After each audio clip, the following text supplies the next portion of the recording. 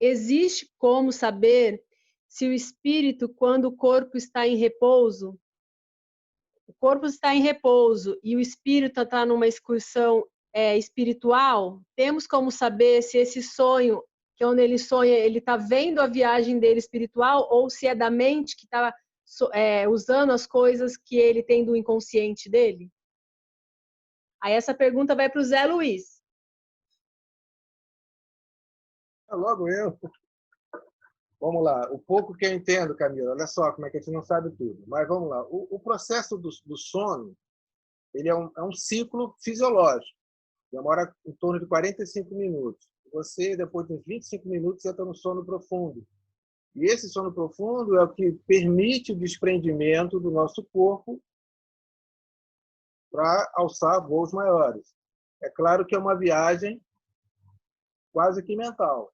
O grande problema é que o nosso cérebro não consegue armazenar o que se faz nesse passeio espiritual ou passeio fora do corpo.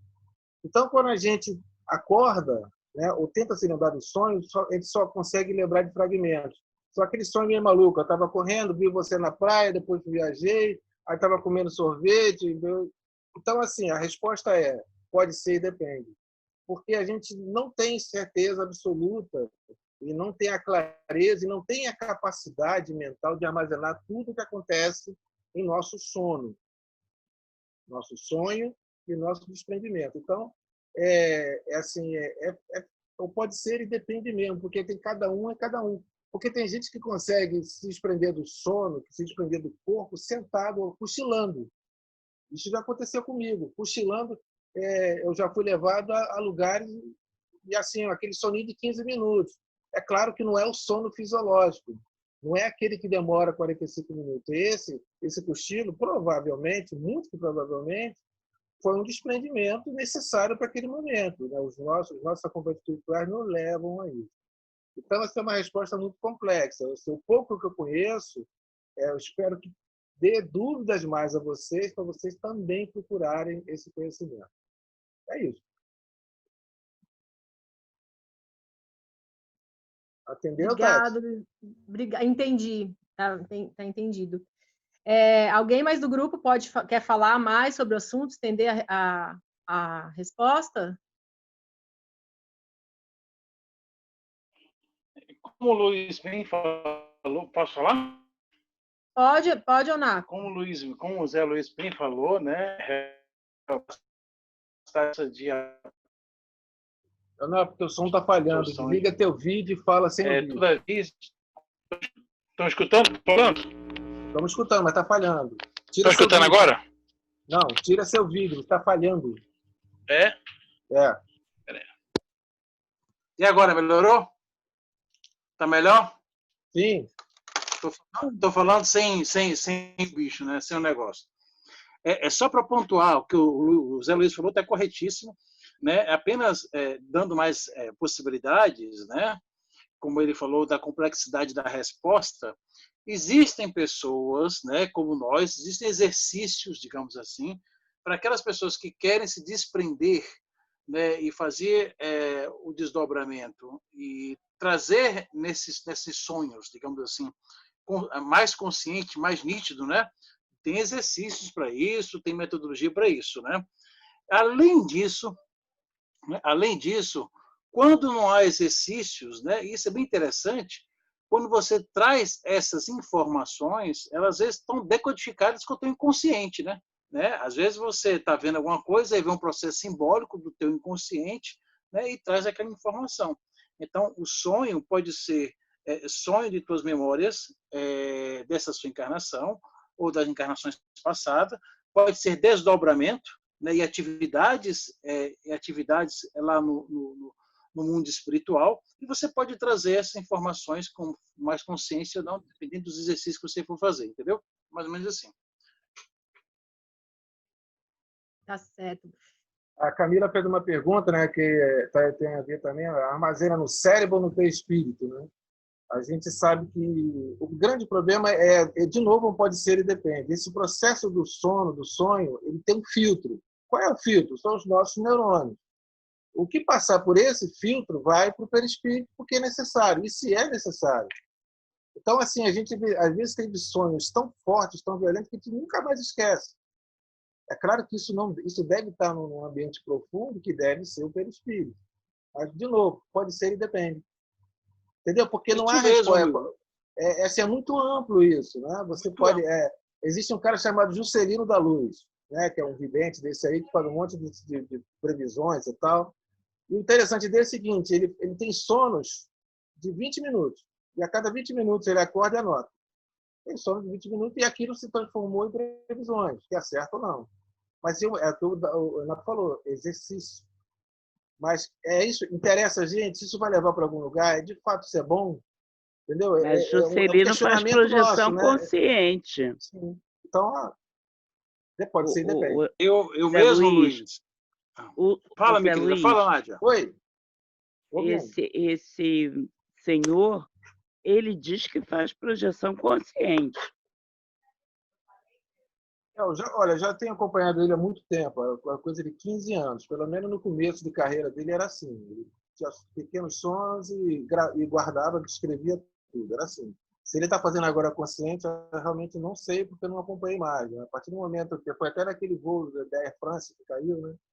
Aí ele fez duas previsões. Uma registrou, uma era uma caindo, outra não. Então, assim, a gente via dá para sentir o charlatanismo. Então, assim, pode ser e depende. Então, eu preferi, né? É como... No início, ele fazia a projeção consciente, até onde eu sei que ele fez um estudo com o Valdo Vieira. Sim. Tá e bom, eu tenho muitas não dúvidas com relação a ele, então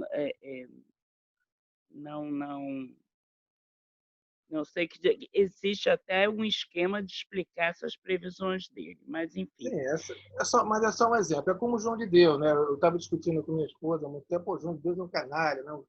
Mas olha só, muita gente foi curada por ele. Sim, mas as coisas mudam. As coisas mudam, né? A mediunidade está lá, ela muda pelo orgulho, né? O nosso orgulho consegue distorcer tudo. Sim, as coisas mudam e isso você tem que estar sabe sempre disso. aberto. Sonho, previsões e tal, a gente tem que sempre... Eu tenho curiosidade, mas não fico atendendo isso não. Tá bom? É só um exemplo. Oi, desculpa, Tati, acho que eu quebrei as regras. Não, você não quebrou porque está dentro do tempo do Zé Luiz, ele tinha até 4h23, então por isso que eu deixei vocês conversando, que estava dentro do... Posso complementar uma coisa, Tati? Dá tempo? Pode. Rapidinho. O pode ser e depende que o Zé Luiz está colocando desde ontem é muito importante. Eu fiquei órfã de pai aos 2 anos de idade, então a minha lembrança dele fisicamente não existe, né? Aos 2 anos eu tenho lembrança de fotos, eu o conheço, se eu vejo alguém que eu acho que é parecido, mas é pela foto. E agora, já durante a pandemia, eu dormi e sonhei. E ele dizia, ele não me abraçava, ele dizia que não podia me abraçar. Eu até quando acordei, eu contei para o Renato o sonho, eu disse, deve ser por conta da pandemia, que ele não pode me abraçar. Eu sabia que era ele, mas ele só sorria para mim de longe. E assim, e era ele? Eu não sei por que aquilo, mas quando eu acordei, o sentimento, a sensação é que era ele, e que ele me sorria, e eu entendi que era como se estivesse me incentivando, me dando força, aquilo para mim. Agora, eu não posso afirmar se era mesmo ele, se era um amigo, outro amigo espiritual, mas eu atendi o sorriso, e aquilo me fez bem, eu acordei muito bem e disse, eu sonhei com meu pai. Pode ser? Pode, depende. Certo. Você está lendo o pensamento, Raquel. Olha só como é que é a segunda pergunta. Vamos lá. Calma aí, gente. Deixa eu me achar. A segunda pergunta é assim. Também é sobre sonhos, por isso que eu fiz estou fazendo mais ou menos as perguntas que estão relacionadas, tá? Fica mais fácil. dormindo, já dei um abraço apertado em minha filha. Foi sonho ou foi real? Senti a sensação de realidade. Pode ter sido emocional? Essa pergunta quem vai responder é o Luciano. Eu posso responder, sim. Obrigado. Vamos lá.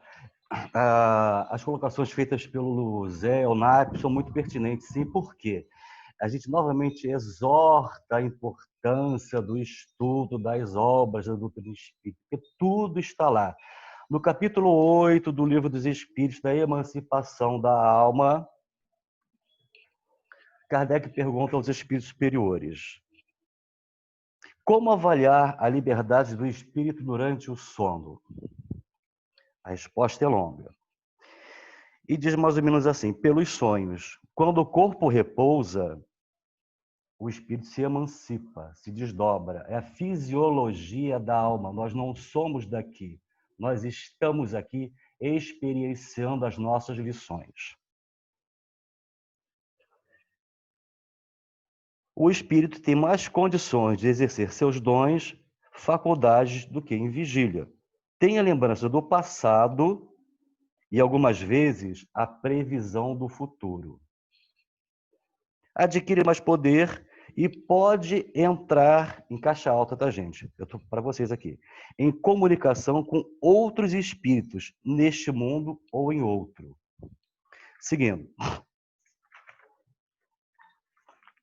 Sonho e sonhos. Sono e sonhos. E aqui tem um outro subitem que, alinhando, a gente pode adequar a pergunta, a resposta à pergunta que foi feita. Visitas espíritas entre pessoas vivas, mas nós podemos adaptar também para visitas espíritas entre desencarnados e encarnados. A pergunta é pequenininha, a resposta também é. Pergunta 414. Obviamente, tem outras questões que respondem à pergunta que foi feita. Duas pessoas que se conhecem podem se visitar durante o sonho? A resposta é simples, sim. E muitas outras que acreditam não se conhecerem também se reúnem e conversam. Então, vou pegar só um viés na resposta. Se as pessoas encarnadas se visitam durante os sonhos, durante a emancipação da sua alma, durante o refrigério da alma quando sai do corpo, a liberdade do espírito, da condição de alma encarnada, como nós sabemos. Por que não os nossos entes queridos desencarnados não poderiam nos visitar também? Entra a dúvida da Raquel. E o que responde, o que de uma certa forma nos traz segurança de identificarmos exatamente quem foi e quem não foi, é o sentimento que nós trazemos do sonho.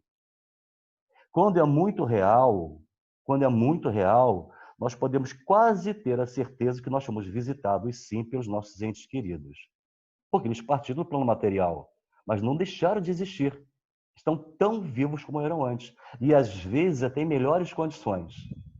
Nós sabemos, pelo processo da ideoplastia, que todo ser humano, quando desencarna, dependendo do seu grau de elevação espiritual, elevação moral e de conhecimento adquirido ao longo da existência, com o passar do tempo, há um processo interessantíssimo e natural de rejuvenescimento. Ou seja, se todos nós encarnarmos no final da nossa existência, já velhinhos, combalidos, fragilizados pelos anos que nós existimos, passaremos um tempo, dependendo do grau de evolução daquele ser desencarnante, ele recupera a sua compleição física com uma rapidez incrível. O tempo e o espaço no plano espiritual não existem. Quantas vezes experiências, vocês podem confirmar isso, inclusive. Eu sonhei com a minha avó, com o meu avô, mas estava tão bonito, tão jovem, não parecia a mesma pessoa. É verdade ou não é? Então, há realmente uma questão que a gente tem que ter muito cuidado na análise, porque o espiritismo é pesquisa pura até hoje, tanto que a doutrina é dinâmica.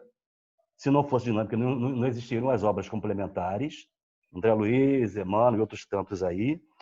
E a gente percebe o seguinte, que ainda na nossa atual condição, nós não temos ainda acesso, porque Deus não nos permitiu. Ainda tem mais um detalhe em relação à resposta. Já volto já já. Quando um espírito amigo, um ente amado, um ente querido parte para o plano espiritual, ele vai no tempo que ele programou antes de vir para cá. Existe a programação reencarnatória. Todos nós temos um timer pré-programado para existirmos aqui no planeta, nessa condição. Torno a dizer, nós não somos daqui, nós existimos aqui para consolidar as nossas experiências e resgatar as nossas pendências do passado. Agora, eu morri e vou deixar de existir? Porra, Deus, seria injusto. Completamente injusto. Eu vou continuar existindo, sim, com as minhas vicissitudes, minhas mazelas, as minhas deficiências, mas também com aquilo que eu conquistei de bom, que eu fiz para o próximo. E isso é pesado muito na contabilidade divina, não é? Então, para resumir a resposta, os nossos entes queridos visitam, sim. Pensou, gente, pensou, atraiu. Pensamos, atraímos. Eu pensei na minha avó, já estou entrando em contato com ela, é telepatia. Isso não é ficção científica. A gente tem que descerrar esse véu da nossa ignorância e entender que existe muita coisa que já está acontecendo a nível de informações e que nós ainda não acessamos. Ou quando acessamos, nós bloqueamos, porque achamos aquilo muito fantasioso demais, como no caso do nosso lar, 25 anos empoeirando lá nas prateleiras da FEB. Olha, gente, a nova era está nos trazendo informações fantásticas. Daqui a, no máximo, meio século, nós vamos estar nos comunicando telepaticamente. Havia transcomunicação instrumental para complementar a fala, vem as informações que nós estamos recebendo diariamente, plano espiritual. O futuro que nos reserva é maravilhoso. O homem ainda não consegue mensurar. Por mais que Chico, Divaldo, Humberto, Haroldo, tantos outros já tragam, têm trazido ultimamente para nossas informações, é tão maravilhosa a situação, vamos reservar a pandemia. A pandemia é o preço que nós estamos pagando para ingressar, arcando para validarmos o nosso ingresso na nova era e o nosso regresso à Terra, na próxima encarnação. Né? Agora, todo esse processo para dizer o seguinte, pensamos, atraímos. Os nossos entes queridos são muito mais sensíveis do que nós, porque já estão na condição de espíritos, porque não tem a aspirina corporal que embota a nossa mente, e eles percebem. Agora, depende muito do grau evolutivo desse ser. E ele só se manifesta através dos sonhos com a permissão superior. Respondido? Obrigado, Lu. A Camila, a Josi e a Maria Raquel levantaram a mão para falar. Mas eu acho que a Camila já foi respondida.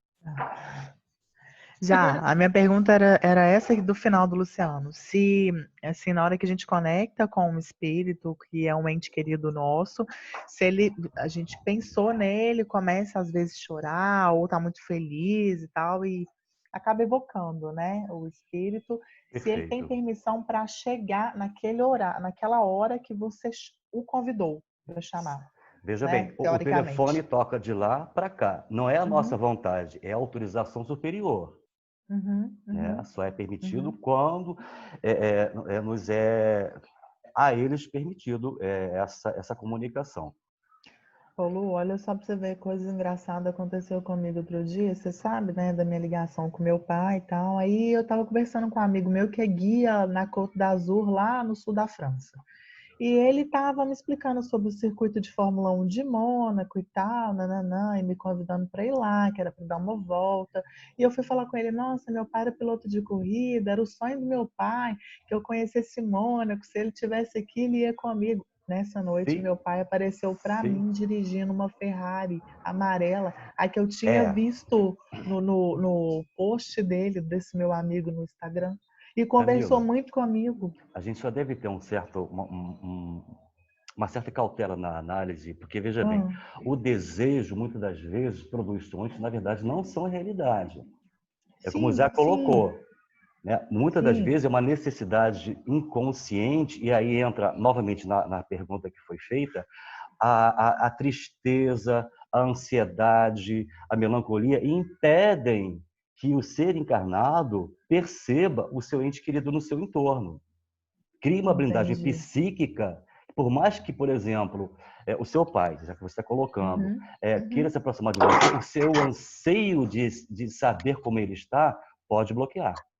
Entendi. Por isso a importância da prece toda vez que nós vamos dormir, porque quando a emancipação se dá da alma, ela se dá com melhor qualidade e impulsiona a alma, que é o espírito, para horas superiores. E aí entra naquele ponto de equilíbrio. Só para fechar minha fala, não falo mais. Top. Por enquanto. A Nádia puxou, e o Zé também, a questão do desdobramento. Valdo Vieira, Já conversamos em a esse respeito. Tem um livro muito interessante chamado Projeções da Consciência. Assim como aquele rapaz que você citou, também faz projeções conscientes, o Valdo fazia muito. E aí chegou um momento que ele rompeu com o Chico, todos nós conhecemos a história. É um processo que pode ser exercitado? Sim, mas com toda a cautela possível e imaginável. Porque, em geral, se não tiver a preocupação, vai para as zonas umbralinas. Vai. Ok? É isso. Ok, Lu. Tem um minuto. Agora Nádia, tem um minuto? Deixa eu ver, pode falar. Tem um minuto do Luciano, e depois eu passo a palavra da Maria Raquel e o Marcos Heleno. Tá, só complementando a questão do desdobramento consciente, o Valdo ele fez um instituto de projeciologia e a gente fazia projeção consciente, eu tive um tempo lá. A questão que o Luciano colocou é muito importante. Certas práticas têm que ser feitas com muito cuidado. Depende de quem você está acompanhado, de encarnado, desencarnado, enfim, tem uma série de questões, como não pode ser feita sem um amadurecimento espiritual e não pode ser feita aleatoriamente. Não faça isso em casa. Não faça isso em casa. E outra coisa, o que a Camila fala pode ser anímico também. Você quer tanto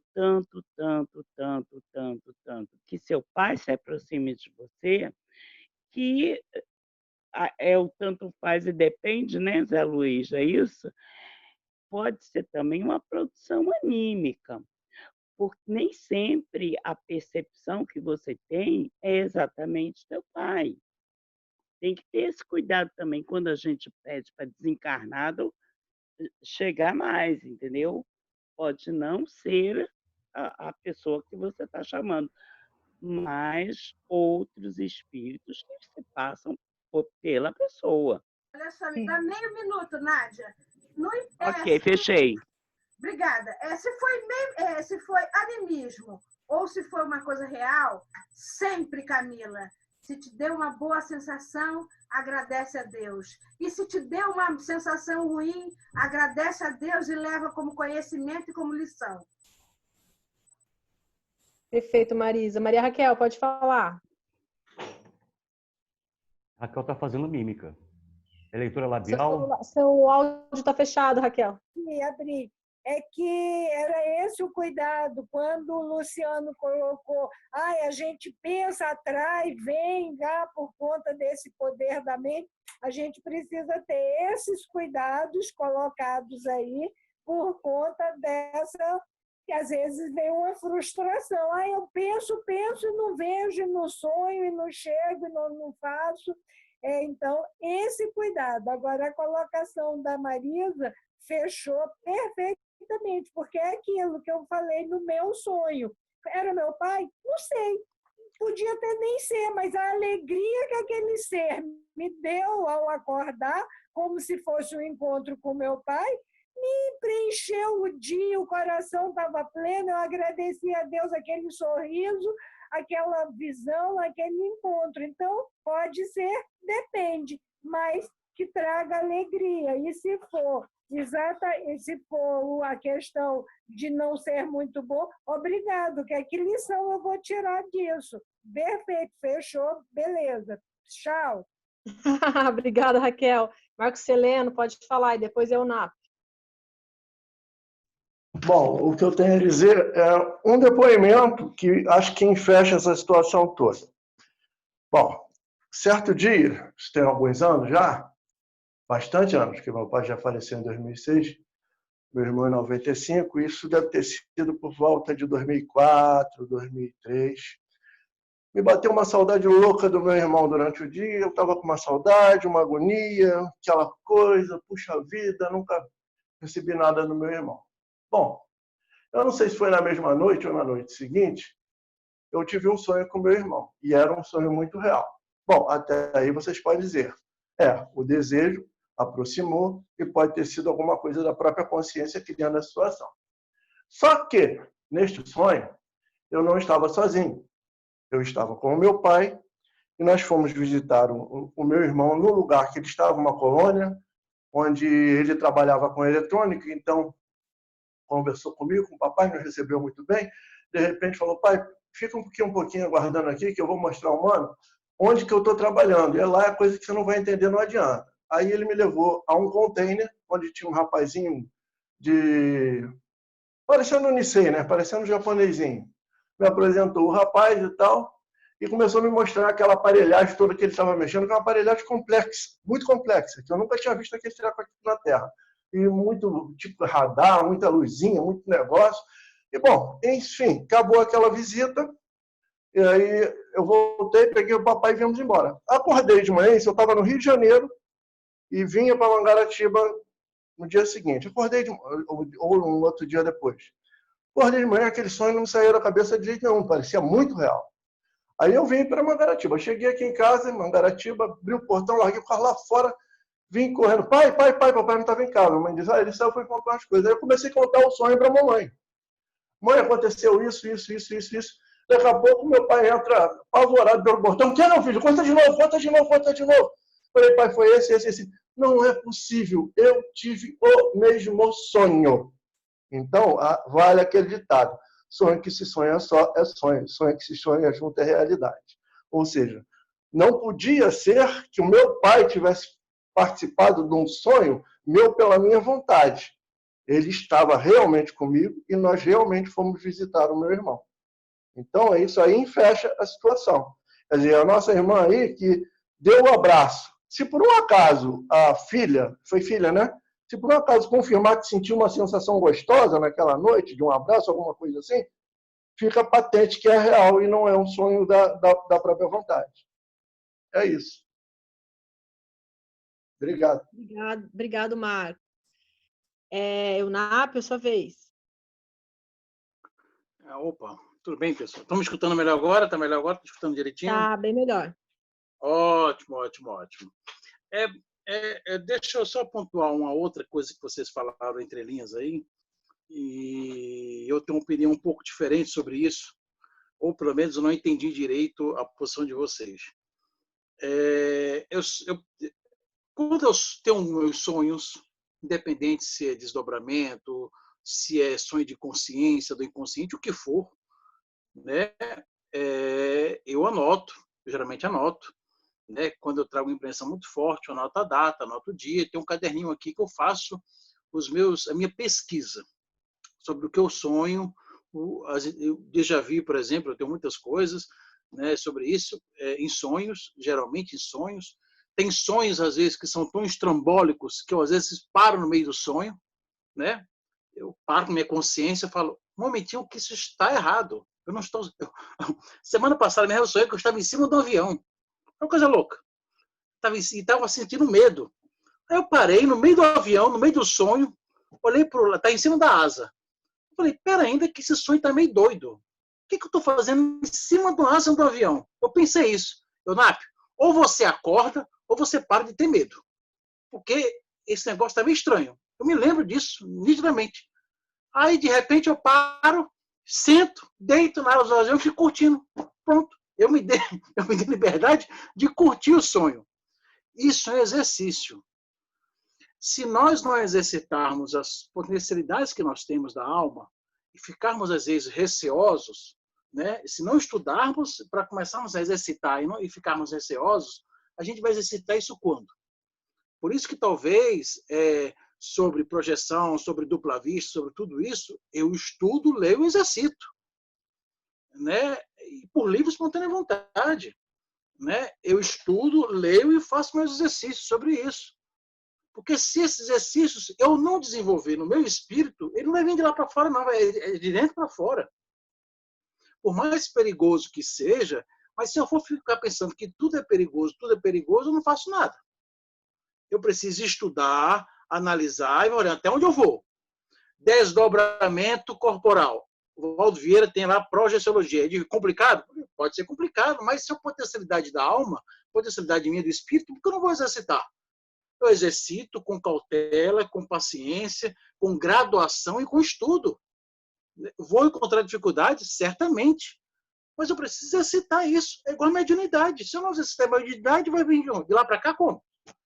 Então, se é uma potencialidade do espírito, eu preciso exercitar essa potencialidade do espírito. Né? Mas ninguém falou diferente, Eunápio. Não, eu sei. Eu não estou dizendo que falou, Nádia. Eu só estou comentando aqui, porque eu vejo muitas pessoas, por exemplo, é perigoso, não faça. Não, eu faço. Eu faço e tenho responsabilidade pelo que eu faço. Né? Eu vejo muitos centros espíritas, ou muitos grupos espíritas, né, que toda vez que fala sobre sonambulismo, dupla vista, projeção, mediunidade, começa a colocar uma carapaça de dificuldade, né, que é para ficar cada vez mais restrito. Falei, não, não é isso que o Espiritismo fala. Né?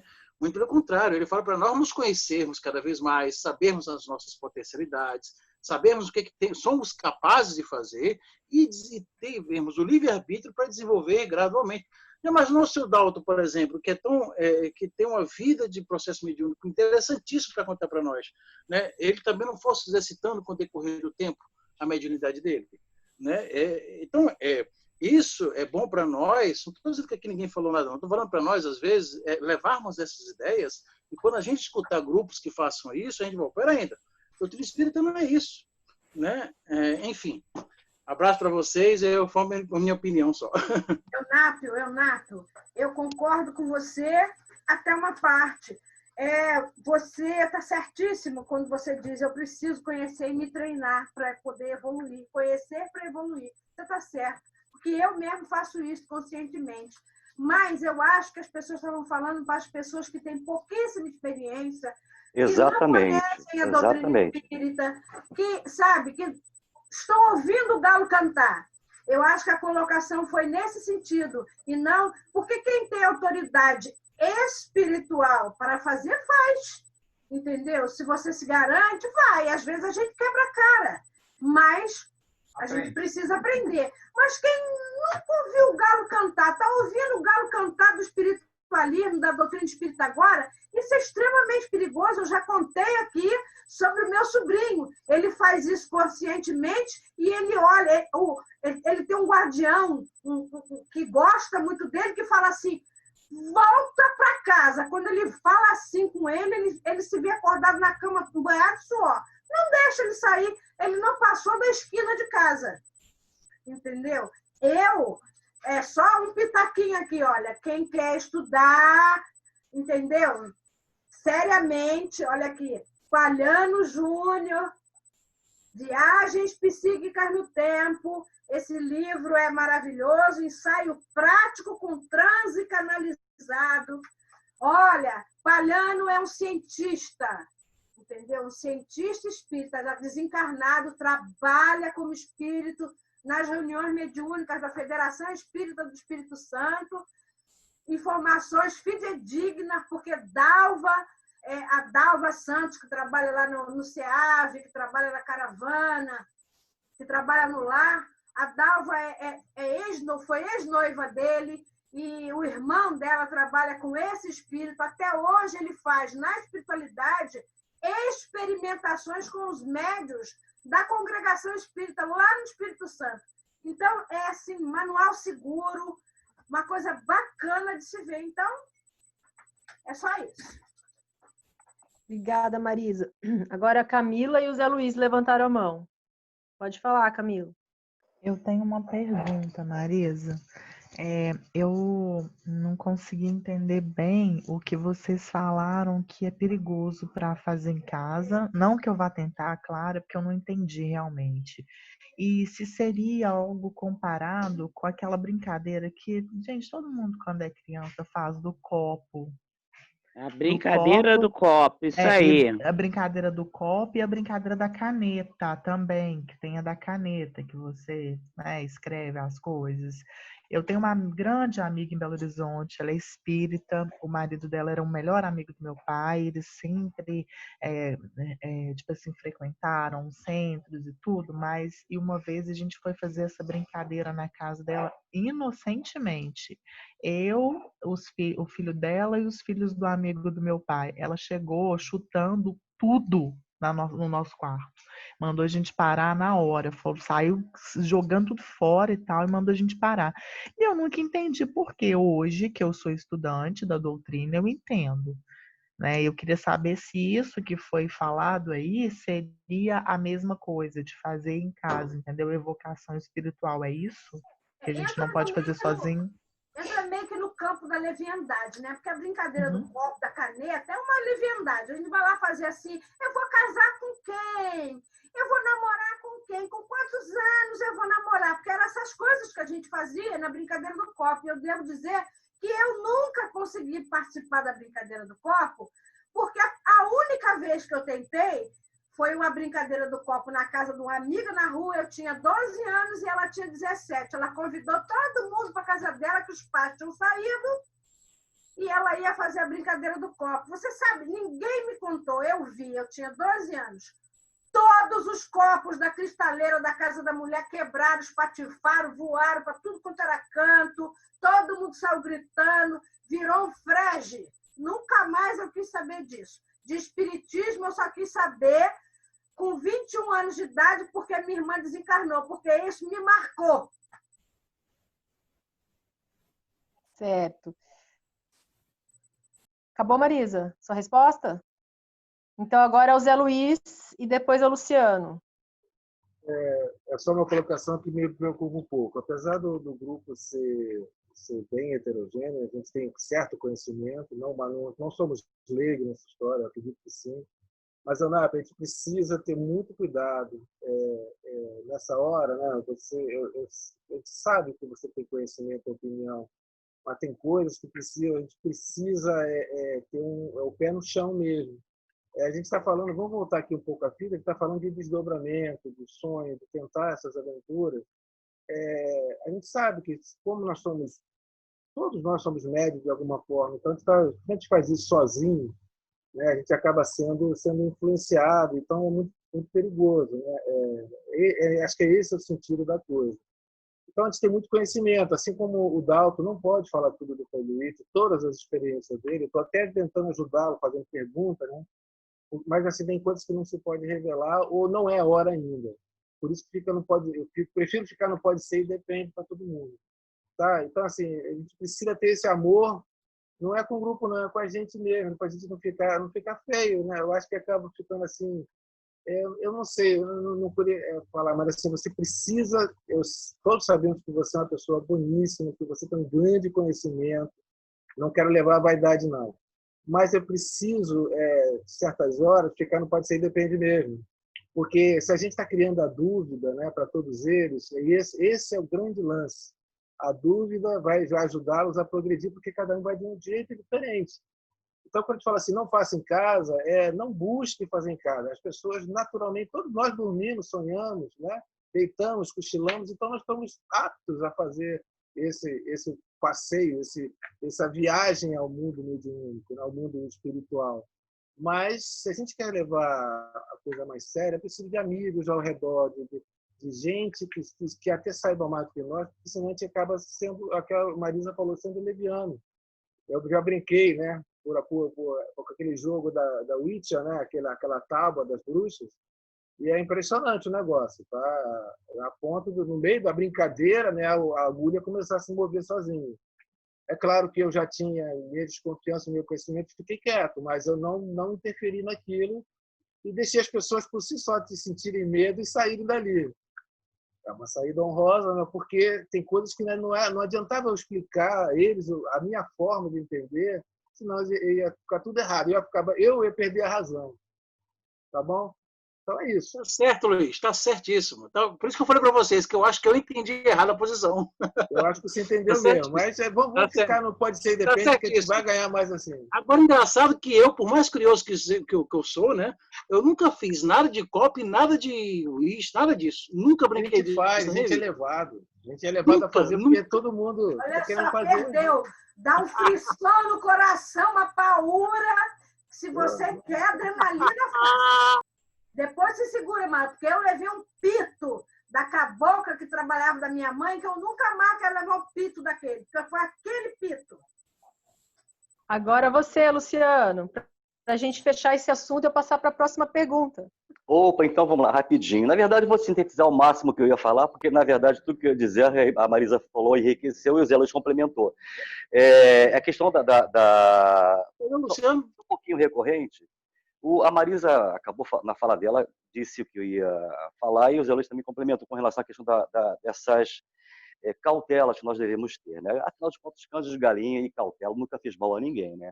Quando a gente fala de espiritismo, a gente deve ter, sobretudo desse grupo, que é um grupo muito rico em pessoas querendo aprender e outras tantas que gostam de orientar, de ensinar. Compartilhamento total aqui, entendeu? Mas é um grupo diverso, não só em idade, em faixa etária, como também em grau de conhecimento da doutrina espírita. Alguns aqui já estão há muitos anos estudando e praticando, exercitando, experienciando. Outros estão ainda cruz, já estão em banho-maria. Então, as informações que são colocadas aqui, e são informações de ponta para esses novos, acaba provocando uma certa insegurança, porque é uma quantidade muito grande de informações que choca pelo avanço das informações, pelas experiências já adquiridas, e quando a gente colocou no início sobre a cautela que você deve ter, o cuidado que você deve ter com a projeção, foi justamente sobre isso. Você só equivocou na tua leitura. Você realmente estava corretíssimo na colocação. Porque o teu posicionamento é de quem já está com um conhecimento construído e continua experienciando. Fantástico. Eu também, como você, Marisa, fazemos a mesma coisa. Zé Luiz, outros tantos. Já temos uma certa segurança e a fé necessária para desenvolvermos novos voos, alçarmos novos voos naquilo que a gente aprende através da literatura. Com relação à questão do copo, eu vou ser super breve, tá, Tati? Eu brinquei várias vezes com isso. Aí entra o magnetismo, porque todos que brincam são médios, não vamos esquecer disso. E geralmente são adolescentes, que está com uma atividade explosiva, ali, ectoplasmática, tudo que tem a ver com a glândula, com o crescimento biológico, tudo isso é um processo, né, a ser estudado por nós aqui do grupo também. Né? Nós já sabemos, mas outros tantos não. Eu brinquei várias vezes, e geralmente dava certo. Agora o copo chegava a andar sozinho. Eu colocava meu dedinho lá, meu dedão lá, e o copo andava debaixo do meu dedo, sem toque. Uma amiga minha que morava, eu trabalhei com ela há muitos anos atrás, no Rio, e ela tinha casa em Petrópolis, ela me contou uma história que ela participou. Então foi uma história que aconteceu realmente. Ela foi fazer com um grupo de amigos, numa casa antiga, os pais não estavam em casa, o menino lá, o filho do casal, convidou a galera toda para ir, tudo bem. Aí fizeram todo aquele ritual. Acenderam a vela, apagaram as luzes, botaram lá de A a Z, a Ouija que você falou, acho que o Zé, com um copo, a pranchetinha e tal. Rapaz, na hora a vela deu um vento, a casa toda fechada, deu um vento, a vela apagou, o copo virou, as portas se trancaram por fora, eles apavorados, como os amigos da Marisa também ficaram apavorados, então não quebrou os cristais da cristaleira, os copos. Mas quem disse que não conseguia sair? E numa época não havia nem celular. Olha, foi um sufoco que eles passaram. Entra ali espírito brincalhão, espírito zombeteiro, entra obsessor, entra fascinador, porque a gente está vivendo no oceano de espíritos. E quem não tem o conhecimento não oferece a plataforma necessária para saber lidar com a situação. Porque não sabe, porque somos ignorantes. Leviandade, sim, que a doutrina espírita nos ensina, mas entra aí um componente chamado curiosidade, natural da idade, que faz com que a gente tenha esse tipo de experiência. Né? Agora, é sempre que eu falo, na dúvida, não faça, como você colocou ontem. Não faça. Está dando com forças que a gente desconhece, os mais novos. Né? É isso. Luciano, se a gente não fosse curioso, não seria espírita. É verdade. É verdade. Isso aí, Zé. Então, eu sabia que esse jogo ia ser legal, tanto para quem está aprendendo, como para quem já sabe um pouco, porque ia ter muitas coisas para falar. Eu calculei um tanto de perguntas, espero que dê certo. Vamos ver. Vou passar para a terceira pergunta. São 5. Só passa rápido. Eu queria fazer 5, porque para fechar, mas eu não sei se vai dar. Vamos ver. Passa, minha querida, legal. Eu acho legal também essa conversa que tem depois, que é o que enriquece, né? Tipo, a pessoa vai, a outra fala.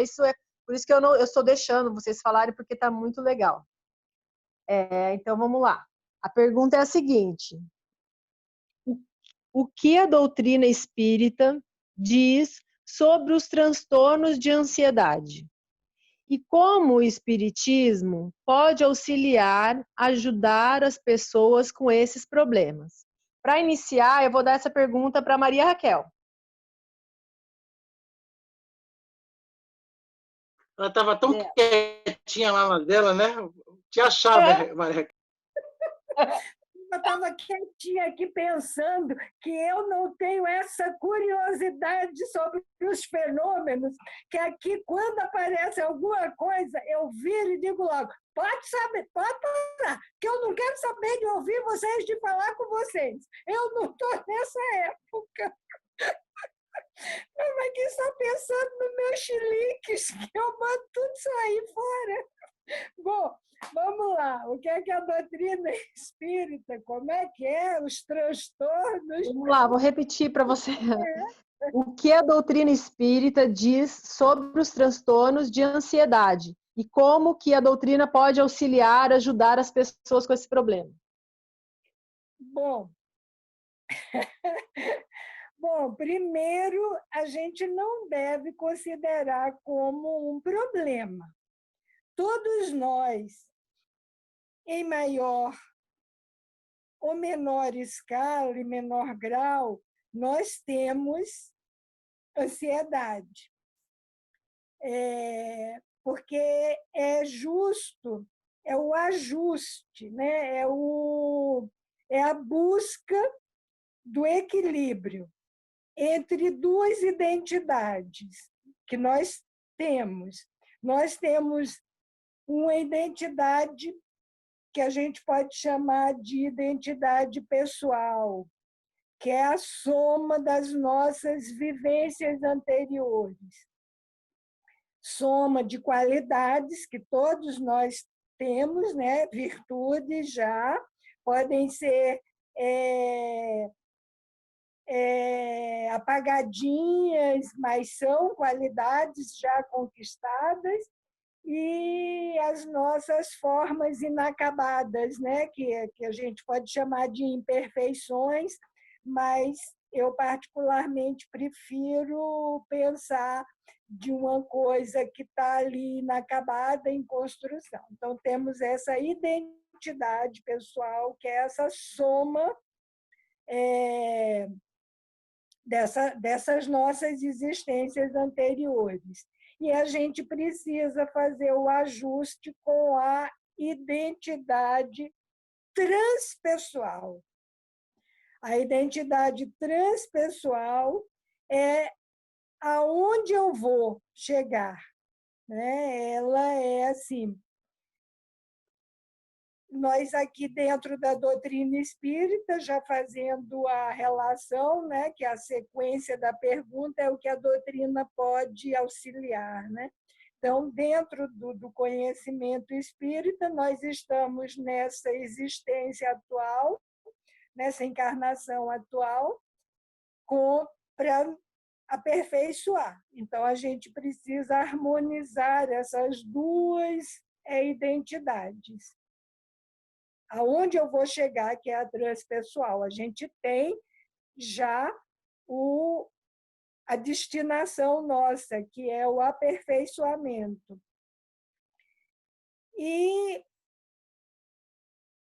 esbarra nas nossas limitações, nas nossas dificuldades, porque muitas vezes nós queremos chegar, sabemos que temos que caminhar, mas está ali esbarrando. De certa forma, a psicologia e a doutrina espírita, hoje, pelo menos, elas já estão falando com muita proximidade, né? uma mesma linguagem.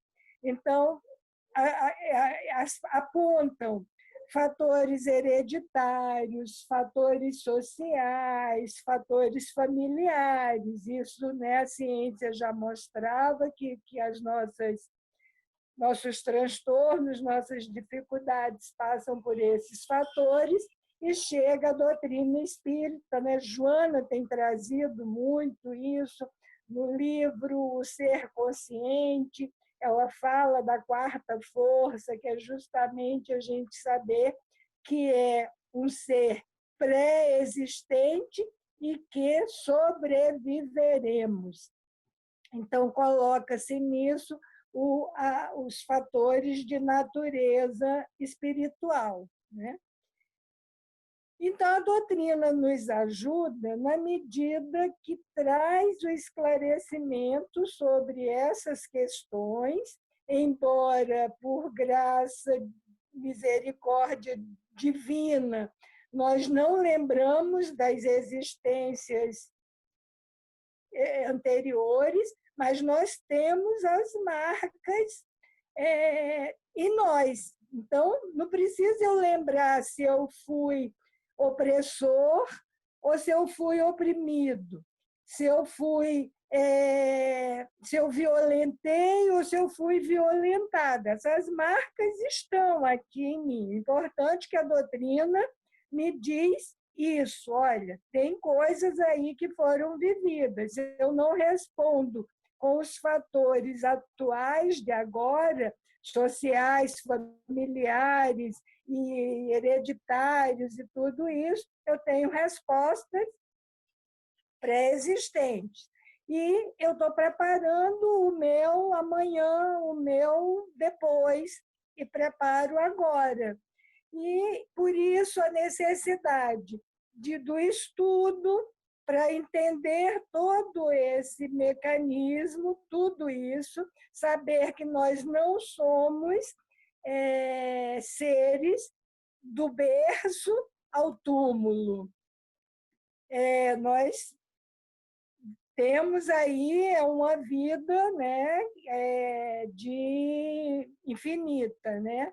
E aí a doutrina traz a possibilidade desse autoconhecimento, dessas respostas. Agora, causa problema se tiver engessando a gente, se tiver ali assim paralisando. Se for no estágio desse, a gente precisa não apenas da doutrina espírita e das respostas que ela nos traz, mas sim também da ajuda terapêutica, da ciência, de medicamento, do que for, terapias e etc. Então, é essa soma. Tá bem. Acho que aí eu passo para vocês complementarem. Obrigada, Raquel. O Eunap está com a mão levantada. Já pode falar, Eunap. Raquel, você falou tudo e mais um pouco. Né? Realmente é isso, é bem pontual mesmo. Eu só quero lembrar também que é muito importante, espíritas, que eu conheço muitos, né? Inclusive, eu já passei por problemas parecidos, né? E, às vezes, a gente se esquece, e que logo como a Raquel falou, né? Bem lembrou, qual é o resultado? Eu vou no médico, passo o medicamento, às vezes, e tomo, né? E se esquece dessa terapia, né, do bate-papo, de fazer uma costura, de fazer uma comida, né, de se entregar um trabalho voluntário, de fazer alguma coisa que realmente esse é que pode até curar, né, a causa da ansiedade, né? Eu fiz parte durante um tempo, durante uns 2 anos aqui no Rio, de um trabalho bem interessante, ainda quando eu fazia a faculdade, chamado Farmácia Viva. Vocês conhecem Farmácia Viva?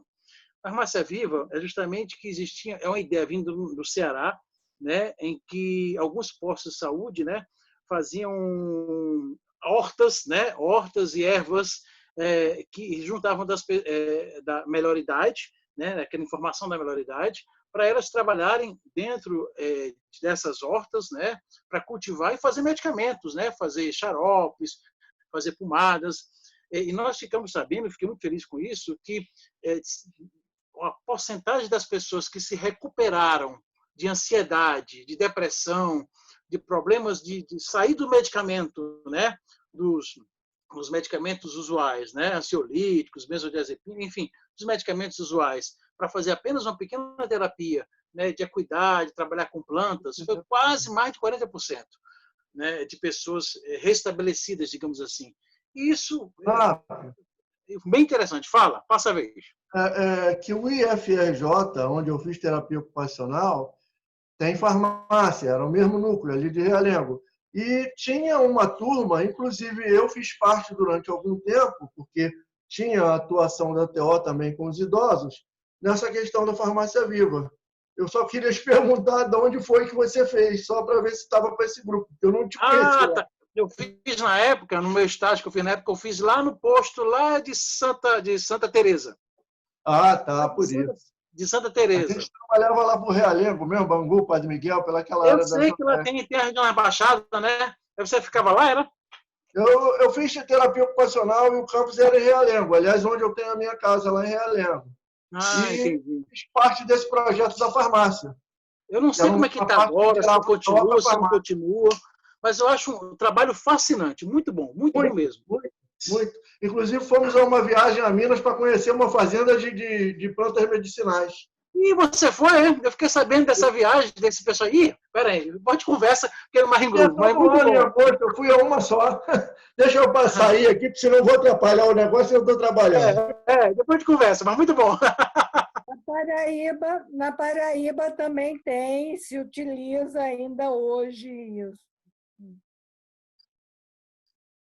Meu projeto de vida ter uma chácara para plantar erva medicinal.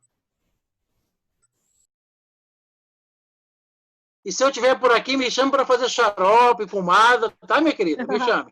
Se eu estiver por aqui ainda. Sabe o que acontece? Mas alguém quer falar sobre esse assunto? Só pegar o viés aí. Atividades manuais. Aprende um bordado, faz uma coisa, desenho, pintura em casa. Ah, mas eu não sei pintar. Pinta do seu jeito. Pega lápis de cor, pinta, trabalha com isso. É muito bom também. Olha só, a gente tem que lembrar de que todo problema que a gente tem, a gente tem sempre que lembrar de Jesus e lembrar de Francisco de Assis. É dando que se recebe. Todas as vezes que a gente se doa para o outro, de alguma maneira, seja como o Marcel, por exemplo, ele mesmo falou, estou ficando ansioso, e comecei a fazer isso há 10 anos atrás. Eu pego às 9 da manhã, ele já estava aposentado, e às 6 da tarde eu oro. Eu tenho um caderno que eu coloco o nome das pessoas e eu oro. Eu oro durante 2, 3 horas por todas as pessoas que me pedem. Também tem pessoas, isso é um caminho. Tem pessoas que fazem trabalhos manuais. A gente nunca pode se esquecer que quando a gente doa para o outro, a gente está se tratando. E uma das formas muito bacanas de se controlar a ansiedade e o transtorno de ansiedade, eu conheço pessoas que se curaram disso, é dançando. E eu, no início dessa pandemia, eu sou borboleta solta. Eu ficava assim, meu Deus, eu vou ter que ficar dentro de casa. Aí eu procurei, porque eu procuro os meus caminhos, e uma amiga de Valença, amiga também da Cláudia, falou assim, Marisa, por que você não dança? Eu sei que em público você não gosta porque você fica tímida, mas você adora dança cigana. E eu gosto mesmo. E eu comecei a fazer aulas online. E isso me fez um bem tão grande, porque eu fico sozinha ali na sala quando eu estou fazendo, e eu danço, eu erro, eu rio de mim mesma. Eu converso comigo, eu converso com a professora, ela não está ouvindo. Eu mando pelo chat e eu estou dançando. E quando eu fecho os meus olhos dançando, eu me imagino assim, dançando num grande salão, solta, entendeu? E a gente deixa a imaginação dançar. É um processo, é uma profilaxia, não só para o transtorno, mas para a depressão, porque eu conheço pessoas que se curaram da depressão dançando. Dancem, utilizem o corpo para se expressar, entendeu? Utiliza, deixa a alma falar. Isso, Maria. É o que é a proposta do Espiritismo, né? Aproveita as oportunidades e se renove, né? É a proposta maior do Espiritismo. Muito bom mesmo. Eu já acabei. Agora é o Luciano. Vocês esgotam qualquer tipo de raciocínio? Fala mais o quê? Redondar? Não vou. Vai dançar, Luciano. Dança aí pra gente. Dança aí. Ô, Marisa, eu te falei, a dança libera endorfina, o hormônio da alegria. É por isso que faz bem para a alma e para o corpo e para a mente. A coisa funciona nesse nível, né? A coisa é hormonal. Eu estou aqui pensando junto com vocês, todos nós estamos pensando juntos. A gente deve entender o seguinte, gente, a vida é dinâmica. Quando a gente, por opção própria, por força das circunstâncias, seja elas quais forem, a gente se fecha como uma ostra, o tempo está passando. A gente não está no trem do progresso. A gente está parado numa estação lá atrás, esperando que alguém pegue a gente no colo e transporte. O esforço é individual, o esforço é pessoal. Hoje, mais cedo, conversando com a minha irmã, de Petrópolis, ela é preletora do Seitinoye há mais de 20 anos, já fez mais de 5.000 palestras e seminários. Não tem tempo. Ela falou, irmão, se eu não tiver o tempo todo na minha agenda, eu estouro um horário e entro no horário do outro, de tanta coisa. Mãe, avó, dona de casa. Nossa, eu até tentei trazê-la para o grupo, estou falando com vocês agora, tá? Mas acontece que a filosofia lá não permite que se faça palestras ou divulgações no período pandêmico sem autorização da sede lá da Seitinoye. Inclusive, eu participei da Seitinoye muitos anos atrás. E ela falou assim, o tempo que eu tenho livre, que eu estudo muito, eu vou fazer artesanato, eu faço macramê. Eu falei, vai fazer muito bem. Porque mexer com as mãos, que é uma coisa sensorial, uma coisa tátil, é física, isso proporciona um relaxamento muito grande e libera também endorfina. Então, a proatividade, a gente não vai impor isso a ninguém, obviamente, né? É uma opção própria, é uma escolha de cada um. Se fechar, as dores permanecem. É como eu falei para ela, a mão que está fechada para dar, também está fechada para receber, como muito bem colocou a Marisa, né? O Francisco de Assis, a gente ainda vai fazer um trabalho sobre ele, magnificamente. É dando que se recebe. A gente tem que entrar nesse fluxo da vida. Cada um no seu tempo, no seu ritmo, com a sua coragem, com a sua força de vontade de querer se autotranscender. Sair da zona de desconforto. Não existe zona de conforto. Existe zona de desconforto. A gente cria uma ilusão, vive dessa ilusão, e depois reclama de Deus. Para fechar de uma vez por todas, se a gente não está conseguindo seguir por aquele caminho que está nos proporcionando grandes dores, muito embora o aguilhão da dor nos impulsiona para o retorno das trilhas que a gente toma para o caminho que deveria tomarmos, a gente faz escolhas equivocadas, pede a Deus, Senhor, não estou conseguindo, está sendo muito difícil, me oferece outra oportunidade para que eu consiga me desenvolver e fazer o bem. Primeiro para mim, não é uma postura egóica. O bem deve ser feito primeiro para si. A boca fala do que está cheio o coração. Primeiro eu vou me tratar. Eu estando bem, eu vou poder oferecer o que eu tenho de melhor para o próximo. É fluxo. A vida é assim. É a dinâmica da vida. É isso, gente. Obrigado. Muito legal, gente. Outra coisa que também eu tenho estudado muito, porque eu sou um serzinho ansioso, é sobre a meditação. O Haroldo Dutra tem um trabalho que ele faz da Odisseia, que ele fala sobre o autoconhecimento e fala sobre... Ele está, inclusive, na Semana da Serenidade. Então, estou lá todos os dias, 9 horas, tentando ser serena. É um caminho. Olha menino só, também, aquele menino também...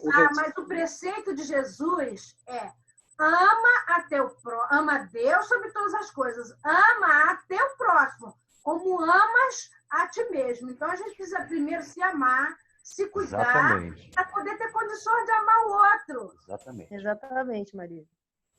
Tati, tem um... Eu acho que não sei se é um programa que ele faz, se é um processo que ele faz, o Rossandro, né? O Rossandro também tem... Né, Quarentena sem pirar.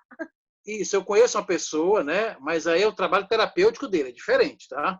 É um trabalho que ele faz terapêutico. Então, você tem que pagar, porque é o trabalho dele, né? Ele é psicólogo para isso. Né? A pessoa pagou, não é tão caro, acho que passou 4, 5 meses fazendo, não é uma terapia, mas é um processo que ele fez bem interessante com ansiedade. Né? Eu só escutei 2 pessoas, só elogios. Bem interessante mesmo, né? Mas é o trabalho dele porque ele é terapêutico, tá? Ele é um terapeuta, ele é psicólogo, ele trabalha com isso. Então, esse é o trabalho dele, tem que ser pago, né? Mas e é engraçado isso que você falando, Leonardo, porque o Haroldo está fazendo esse trabalho como um trabalho profissional e toda hora ele tem que ficar falando, porque tem pessoas que criticam, porque ele tem as palestras espíritas, então as pessoas, toda hora ele faz exatamente esse comentário. É pago também? O trabalho da Haroldo é profissional? É um trabalho profissional dele agora, não é o trabalho espírita. Tanto que ele dividiu no YouTube, ele tem uma página que chama Espiritualidade e Vida, que aí é espírita, e o trabalho que chamou Odisseia, que é o profissional. É muito engraçado as pessoas não conseguirem separar. Ele fez psicologia. É muito legal, dá uma olhada lá. E ele fez psicologia também, não é isso, Tati? Ele está cursando psicologia e está fazendo, acho que é mestrado, não sei o quê, em neurociência. Eu tive o cuidado, assim, na hora de responder, que às vezes a gente dá um peso muito grande à parte do Evangelho, modelo Jesus, e para quem já está com a dificuldade de fazer esse ajuste entre as duas identidades e todo o esforço entre onde eu vou chegar e o que é que eu posso, aí você põe Jesus com um modelo de luz muito farol, muito aceso, muito grande, às vezes a dificuldade ainda fica maior. Então, eu tive o cuidado de deixar Jesus apenas nos orientando, que ele é uma doutrina que nos esclarece, que permite o conhecimento da nossa trajetória como filhos de Deus, seres imortais, e ter esse cuidado, porque às vezes bota um peso muito grande, né, nessa questão da figura de Jesus. Beleza. E outra coisa, Raquel, que você bem colocou, e um peso que as pessoas carregam também, né? As pessoas carregam peso como ansiedade, depressão. Calma, isso é normal, isso faz parte do processo evolutivo, né? Faz parte, né? Agora, não faz, tanto faz parte para a gente se conhecer mais, né? Para a gente tentar descobrir a relação.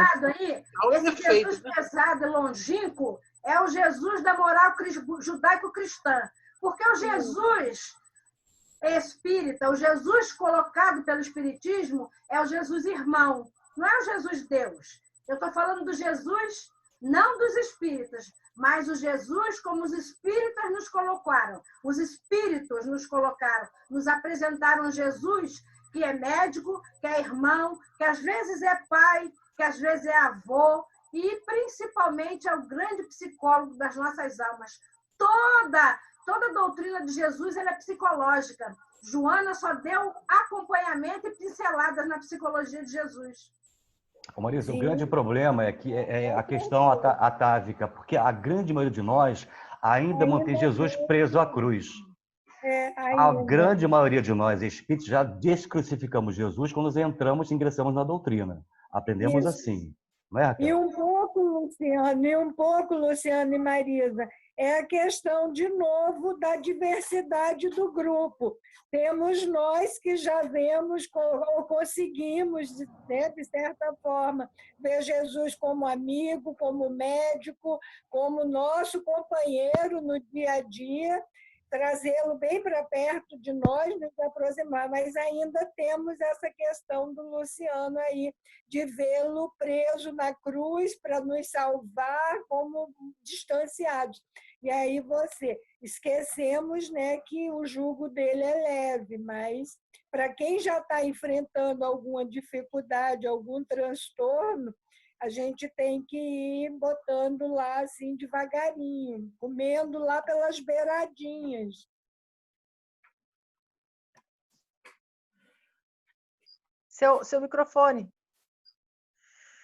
Então, eu ia fazer a quinta pergunta, mas eu acho que não vai dar tempo. Faz, o que vocês acham? Não Posso fazer? Não faz. Tá. Então, eu vou fazer porque tem tudo a ver com esse assunto. Eu peguei 2 assuntos, entendeu como eu fiz o esquema? 2 perguntas com 2 assuntos. Então, vamos lá. Profissional é assim mesmo. Profissional é assim mesmo. Vamos lá. Dizem que o tempo ameniza a dor, ficando só a saudade. Por que não consigo separar as duas? Marisa, responde pra gente. Olha, deixa eu falar uma coisa. A saudade é um sentimento, saudade de quem a gente ama é um sentimento que nunca acaba. Nunca vai acabar. Nunca. O que tem que acabar dentro de nós para que a saudade pare de doer e seja algo que te dê conforto, que seja confortável à alma, é a gente começar a se despir. Porque os nossos maiores embates, os nossos embrólios na vida, eles não acontecem com os estranhos. Eles acontecem com quem a gente ama. com quem é próximo de nós. Às vezes, essa saudade que a gente tem de quem se foi se mistura com o sentimento de culpa, com aquela pergunta, puxa, eu podia ter feito, eu podia ter dito, eu podia isso, eu podia daquilo. E a gente tem que se libertar dessa culpa. Se alguém, esse alguém que a gente ama, foi alguém, assim, é alguém, né? Foi, não é, alguém de bom coração ou espiritualizado, que tem uma noção de amor um pouquinho mais ampliada, não precisa ser nem imensa, ele vai compreender, perdoar perfeitamente tudo aquilo que nós deixamos de fazer, de dizer, de acompanhar, de reiterar. E aí, quando a gente se livra desse saco de pedra, porque culpa é um saco de pedra, que só serve para nós até o momento em que a gente se arrepende daquilo que a gente fez errado. Se a gente carrega essa culpa e mistura a culpa com saudade, essa saudade vai doer muito, porque ela dói na forma de remorso. Então, a gente tem que tirar a culpa. E se a gente tem alguma pendência nossa para com esse que já foi, a gente diz para Jesus, Senhor, se você me perdoa, eu tenho certeza que se fulano ainda não conseguiu, eu sinceramente me arrependi e eu espero que um dia ele me perdoe. E acabou. Se liberta da culpa para você poder sentir só a saudade. Só a saudade. Entendeu? Tem tempo para falar um negocinho depois? Pode, claro. Tem que tirar, separar o remorso, a culpa, as inconveniências, porque a gente faz isso com o que a gente ama. Nós somos complicados, nós não escutamos, nós somos revoltadinhos, nós somos complicadinhos e a gente machuca, às vezes, quem a gente ama. Eles vão embora, né? Pum, daqui a pouco eu fui embora. Ih, meu Deus, eu não disse para mamãe. Olha, eu fiquei com isso há algum tempo, sabe? Mas Deus, no meu caso, Deus foi tão bom, porque eu brigava seriamente com a minha mãe. Mas nos últimos tempos da minha mãe, quando eu ia visitá-la, minha mãe estava tão fragilizada, e a minha mãe esticava os braços, ela virou a criança, e eu virei a mãe da minha mãe. Então, no último dia que eu fui visitá-la, foi no final de semana antes dela desencarnar, eu abracei a minha mãe, coisa que eu fazia pouquíssimas vezes na vida, e disse para ela, eu te amo, e muito obrigada por ter sido a minha mãe. E ela olhou para mim e falou assim, eu também te amo. Ela virou minha filha. E depois de uma semana, minha mãe desencarnou. Eu me libertei, mas às vezes a gente não consegue. A gente não consegue dizer, a gente não consegue fazer. Então, peça perdão e comece a deslindar, né? Tira a culpa, tira o remorso, que a saudade não vai pesar. Ela vai lhe dar conforto. Eu não sei se eu respondi, mas é o jeito que eu faço, fiz na minha vida e faço. Pode falar. Tem o Nap e depois é Luiz. E eu? Eu só vou tocar. Meu pai. Vocês estão escutando direitinho? Alô? Sim, pode falar, Nap. Beleza. Foi o primeiro homem da minha mãe, meu pai. Conheceu minha mãe com 17 anos de idade. Foram quase 40 anos casados, meu pai com dificuldades no coração, que vocês já sabem disso. E aí, no dia da morte do papai, que eu já toquei nesse assunto com vocês, né, minha mãe ficou impactada. Passamos 3 dias para o velório, né, e o velório aconteceu. Pois bem, no momento do enterro, a mãe estava péssima. Mas eu já tinha dado para ela alguns livros espíritas, o Evangelho, o Livro dos Espíritos, Nosso Lar, livros simples da Zíbia, do Rochester, para ela ler e se acostumar com a ideia da vida após a morte. Pois bem, depois de quase um mês, né, ela estava muito depressiva, ela foi para a varanda lá de casa, lá do apartamento, novamente a chuva batendo, ela tentou ficar na beira da varanda. Eu cheguei para ela e falei, mãe, preste atenção, nós temos 2 irmãs, você tem uma possibilidade. Eu fui bem grosso com ela naquele momento. Confesso que eu fui bem grosso com ela naquele momento. Falei, mãe, você tem 2 possibilidades. Ou aproveita e você acaba com a sua vida da noite para o dia, ou você refaz a sua vida. Ela olhou para mim com espanto. olhou para mim com espanto e chorou muito mais do que todas as chuvas que eu vi na minha vida. E falou para mim, eu acho que está na hora de a gente recomeçar, né? Falei, eu também acho, mãe. Que papai não tirava, até o saldo da conta, a mamãe não sabia nem tirar. Pois bem, 10 anos, a mamãe viveu, indo para clube da maioridade, viajando, vendo uma vida completamente diferente. Mas a saudade permanecia, até porque o Chico fala que saudade é algo que dói nos dois mundos, né? A saudade permanecia, mas tinha alegria, né, de saber que se reinventou, né, o máximo que ela pôde. A minha esposa, uma outra, só para finalizar, cuidou 4 anos do irmão dela acamado, que só piscava os olhos. 4 anos. E tivemos a Letícia de 6 meses, porque ela pegava o Gustavo para dar banho no leito dele, né, banho debaixo do chuveiro. Cuidou do irmão o irmão tinha neurofibromatose tipo 2. Só piscava os olhos e era surdo, mudo e tudo. Pois bem, ela chega para mim de repente e fala, amor, eu estou aliviada, estou com saudade, mas eu sei que eu fiz o que tinha que ser feito. Eu fui irmã, fui a mãe, fui amiga. Aí, isso conta com o que a Marisa acabou de conversar, né? E é disso que nós temos que conviver, né? Com essa saudade esperançosa e com consciência tranquila de que fizemos o que podemos fazer, né? Se perdoamos, se perdoar, né? A gente né? precisa se perdoar. Isso, sem peso, né, Marisa? Sem peso, né? Sem levar peso, sem levar pedra. É preciso se perdoar. Eu já acabei. Obrigada, É o Luiz para falar, né? É o Zé Luiz. Serei breve.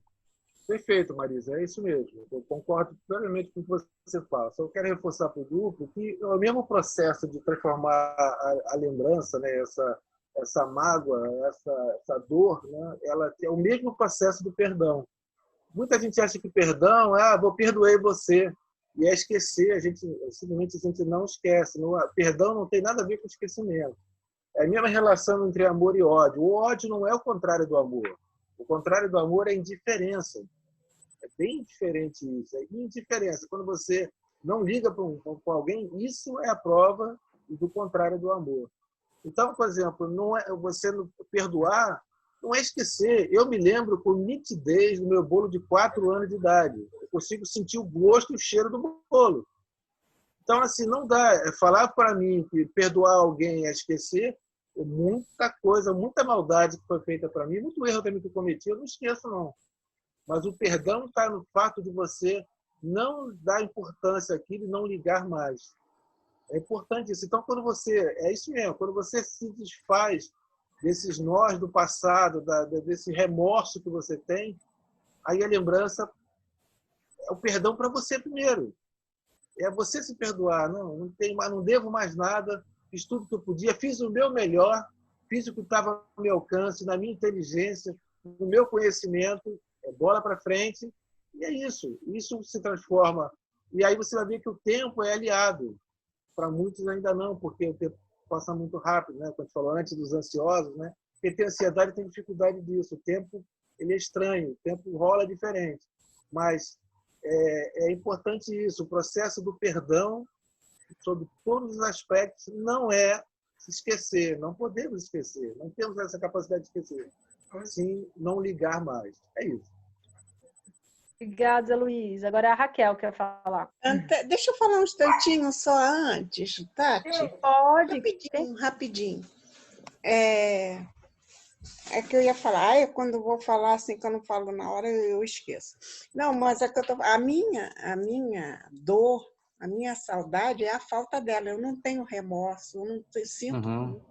Eu sei que eu fiz tudo que eu pude por ela, eu acompanhei ela durante todo o tempo, só que isso ainda me dói muito.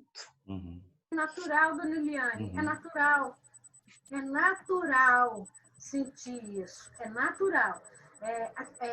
Essa saudade, assim, esse luto é muito recente. E a senhora não tem que ficar chateada porque a senhora ainda se sente assim. É muito natural esse luto. E o luto não tem tempo pré-determinado. Varia de pessoa para pessoa. Entendeu? Tenha paciência para com a senhora. entendeu? Procura fazer o que a senhora já está fazendo, se fortalecer na fé, no estudo, entendeu? Isso que a senhora está fazendo, a senhora está no caminho certinho. Ocupe suas mãos quando não tiver o estudo, bote músicas alegres, porque este processo que a senhora está trilhando é um processo absolutamente natural. Sentir falta da Márcia, quem é que não sente? Ela era maravilhosa. E eu a conhecia muito pouco. Eu só conhecia de vez em quando, e ainda a gente sente quando a gente lembra Casa de Tiago, a gente lembra da Márcia. E nós somos pessoas que éramos relativamente distantes. Tínhamos pouco contato, eu fico imaginando com a senhora. Então, tenha paciência para com a senhora, continue, ore, entendeu? Aproveite, eu não sei se a senhora ela já entrou em contato com a senhora, mas quando entrar, aproveita o momento, não se debule em lágrima, não, abraça mesmo, entendeu? Diga, eu te amo, entendeu? Aproveita e faz isso que a senhora, exatamente isso que a senhora está fazendo. Procure estudar, se fortalece na fé, ore, entendeu? Que a senhora está no caminho certo. É chato a gente dizer para a pessoa isso vai passar, mas é uma verdade, meu anjo, vai passar sim, no tempo certo, no seu tempo, tá bom? Dona Eliane, eu vou completar o que a Marisa falou para a senhora de experiência própria, tá? Eu já falei um pouco sobre o meu pai hoje, e eu tinha uma ligação muito forte com meu pai, e eu fico muito emocionada todas as vezes que eu vou falar, mas é uma coisa que aconteceu comigo e provavelmente vai acontecer com a senhora. Eu não sei quanto tempo que a filha da senhora desencarnou, meu pai fez 7 anos de desencarnado, dia 20 de janeiro desse ano. Quando eu mudei aqui para Paris, a primeira vez que eu entrei na Sacré-Cœur, lá na igreja, eu senti uma força muito grande, eu já entrei chorando. E eu não parava de pensar no meu pai, em momento algum.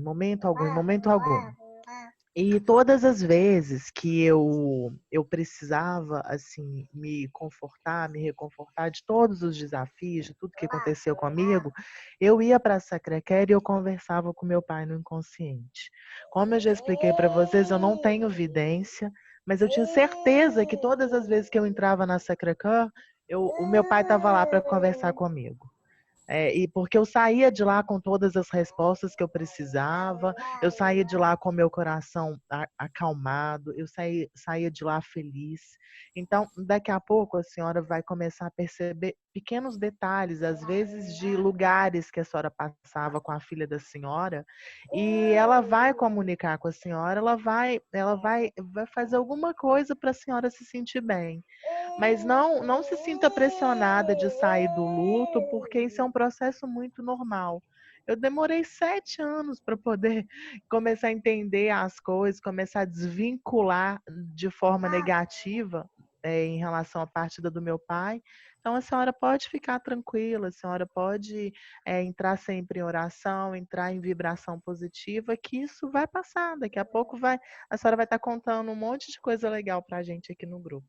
Tá? Fica bem. Obrigada. Obrigado, Camila. Agora eu tenho a Maria Raquel e o Luciano para falar. Eu não sei quem quer falar primeiro. Raquel. Luciano? Não, Raquel? Abre seu microfone, Raquel. Eliane, a gente só tem saudade daquilo que é bom, do que a gente ama. A gente não sente saudade do que não gosta. Sim. E a gente ama muito a Márcia. Você sabe da minha ligação com ela, a gente estava juntas todos os dias. Eu também choro, minha querida. Eu também sinto muita saudade. Mas é isso que os nossos amigos estão nos falando. Nós precisamos, até para alegrar o coração dela, fazer isso. Estudar, se ocupar, conversar com ela. Uhum. Pode conversar, eu converso com ela, eu vou fazer as coisas para os estudos. e ela era minha companheira, você sabe, a gente acabava de se encontrar, chegava em casa, eu já estava ligando uma para outra para trabalhar, para falar, para combinar coisas. E eu pergunto para ela onde que eu acho. Ai, onde que eu acho esse assunto? Você tinha tanta ideia, e é assim, a gente tem, não se perdeu. Está tudo junto e a gente sente essa saudade porque a gente ama muito. Só que é assim, vai aliviando aos poucos, porque a gente sabe que está fazendo até o que ela gostaria que a gente fizesse, continuar, porque a gente vai se encontrar, a gente vai se encontrar, a gente vai se abraçar, a gente vai sorrir uma para a outra. Então, eu brincava com ela assim, eu dizia, ela ficava falando as coisas para mim, dizendo que eu tinha que fazer. Eu, tá bem, mamãe, pode deixar, mamãe, vou fazer. Eu brincava muito com ela assim. E uma coisa, viu, Eliane? Agradeça muito a Deus dela ter feito parte da sua existência, né? Da minha existência, porque foram muitas alegrias, muitas alegrias. Então, a gente se prende nas alegrias, não se prenda nos momentos de partida, mas nos momentos que foram bons, que a gente sorriu, que a gente passeou, você fez muitas viagens com ela, riu muito, foi muito companheira. Então, que essas lembranças boas te acompanhem e acalentem seu coração. Tá bom? Obrigada. Lutem, você e a Josi, tá? Ok, vamos lá. É interessante, né? Cada fala desperta em nós uma reflexão, né, Sandra? Sandra sempre sorridente ali. Vou tentar ser breve. Primeiro, Helene, que essa semana eu sonhei com a Márcia. Nós nem conversamos, porque eu não permiti que ela falasse. Eu dei um abraço tão apertado nela que a bichinha mal respirava. Ela estava usando o óculos parecido com o seu, só que em vez de ser redondinho assim na base, era quadradinho, era retangular, lentes retangulares. Grossas e pretas. Era um óculos que ela nunca usou. Ela passa um período longo sem usar óculos. E aí nos encontramos num dado momento.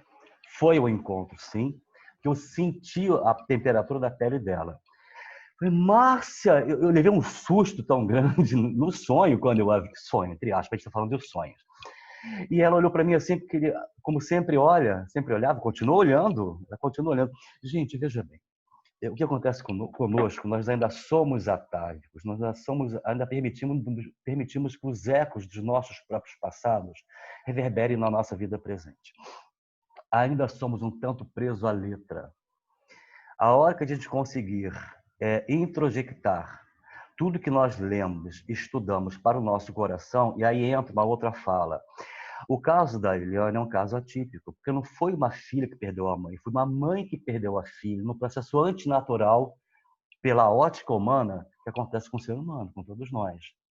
Então, quando um pai parte, uma mãe parte, é uma dor imensurável.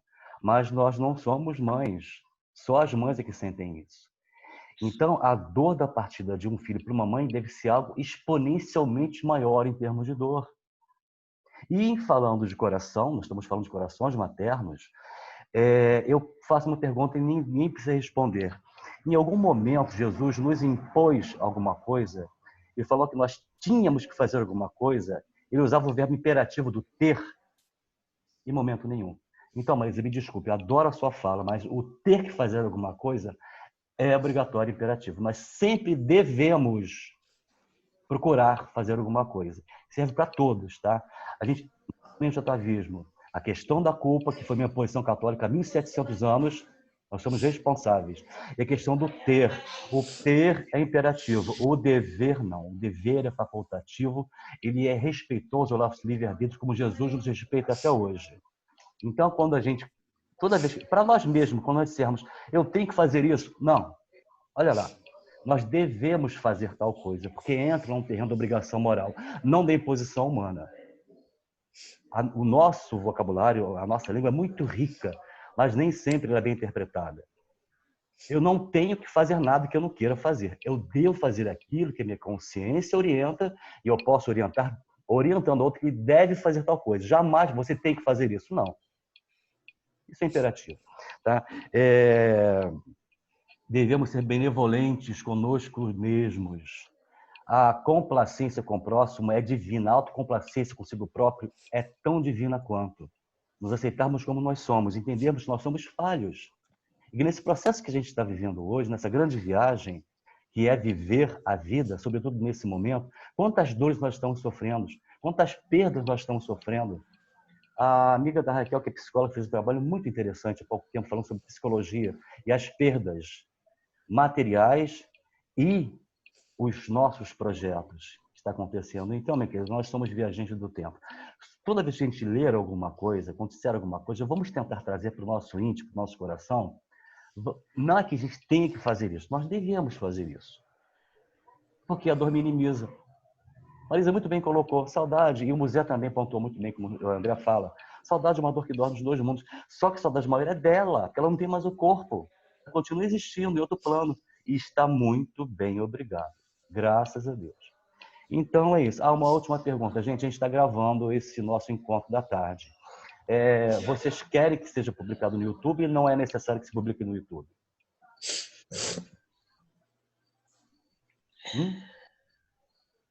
Ninguém responde? Então, tá todo mundo pensando. Eu perdi uma parte do... Você coloca no grupo depois. Oi, eu perdi uma parte enorme disso tudo porque faltou luz aqui na Ilha Grande. Então, se não botar no YouTube, pelo menos poderia botar no grupo? Não tem como botar no grupo. Não tem como, porque o arquivo é muito grande e o WhatsApp só aceita acho que 60 MB no máximo, 20 MB de tamanho. Nossa reunião da tarde, como tem sempre imagem de movimento, deve dar uns 700, 800 MB. Só YouTube. Eu posso Mas passar. tem algum impedimento de botar no YouTube? É isso que eu estou perguntando. É isso que eu estou perguntando. Vocês se importam? Dona Eliane, a senhora se importa? Oi. A senhora se importa de colocar o estudo gravado para a gente poder ver depois? Ele vai para o YouTube? Ah, tá. Não me importo, não. Pode botar. Obrigado, Helena. Obrigado, gente. Então tá bom. Agora deixa eu só dar o fechamento para a Josi, que ela estava com a mão levantada, tá bom? Josi, você ainda quer falar? Não, Tati, já fechou. Tá tranquilo. Já fechou? Tá sem luz aqui, ó. Me escuta, daqui a pouco você vai apagar tudo. Então, mas eu vou deixar a palavra. Você consegue fazer a prece? Ou não? Acho que sim. Você pode fazer pra gente? Posso. Então tá, obrigado. Tá. Pode fazer? Sim. E assim, Mestre Jesus, agradecendo por mais esse momento de amparo, de consolo. Sabemos, Senhor, que estás sempre conosco, nos amparando nas nossas dores, nas nossas aflições. Porque esse consolo, Senhor, se espalhe em cada um que nesse momento sente saudade, sente uma dor, principalmente agora, Senhor, que muitos estão partindo repentinamente. Que eles possam receber o amparo, que eles possam ser amparados. Que Senhor Jesus, seja conosco sempre. Graças a Ti, temos confiança para seguir. Sabemos sim que a vida continua, mas a saudade é muito grande. Que possamos, Senhor, ser amparados, que possamos confiar em Ti, ter esperança. Que assim seja. Graças a Deus. Chegou a luz. Eliane, querida, olha só. Pode estar certa de uma coisa. Todos nós do grupo amamos você. Todos nós do grupo amamos você. E não é um amor poético, não, que é o amor verdadeiro que brota do fundo dos nossos corações. Obrigada, eu sei disso. Já somos uma grande família. É sim, somos mesmo.